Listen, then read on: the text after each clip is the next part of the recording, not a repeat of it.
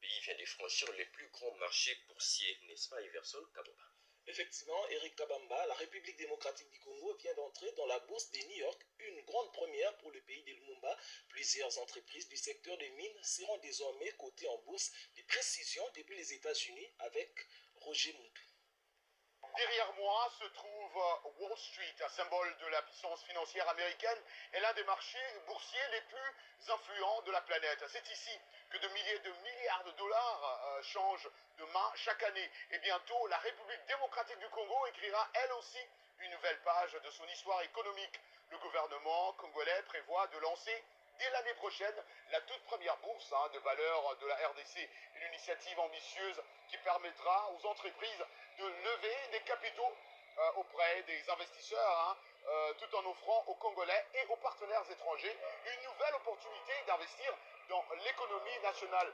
Cette future place financière fonctionnera en francs congolais, mais également en dollars américains. Une réalité qui reflète l'économie congolaise d'aujourd'hui. Le projet est développé en partenariat avec la Société financière internationale, membre du groupe de la Banque mondiale, avec pour objectif de bâtir un marché des capitaux modernes, crédibles et attractifs. Les premières entreprises attendues à la cotation sont des sociétés minières, un choix stratégique, alors que la RDC détient certaines des plus importantes réserves mondiales de cobalt, de cuivre, de lithium, des minerais devenus indispensables au développement de l'intelligence artificielle, des véhicules électriques et des technologies de demain.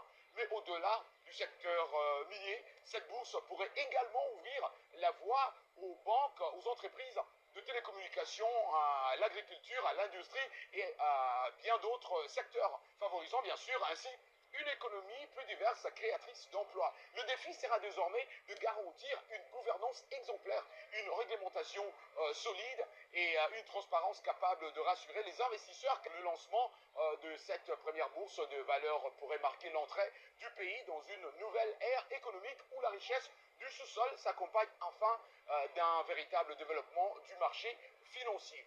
Depuis Wall Street à New York City, Roger Moutou pour RTNC.